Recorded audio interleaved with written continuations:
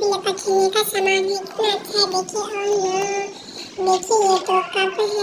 ये तो तस्तरी है और ये कप है। वाह ये तो जग है जो पानी में पीने के लिए। वाह कितनी अच्छी जग है। बहुत ही अच्छी जग है। चलिए इनको सेट करता हूँ।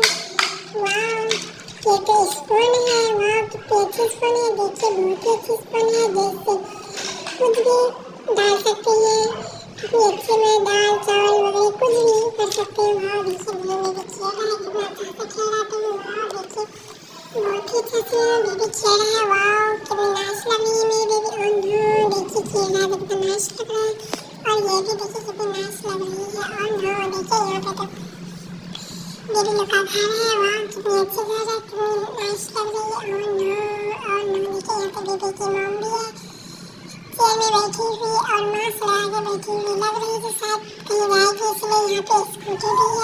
देखिए वहाँ कितनी अच्छी लग रही है, बहुत ही अच्छी। देखिए यहाँ पे तो पैरोट आवाज कर रहे हैं। देखिए कितना अच्छा आवाज कर रहे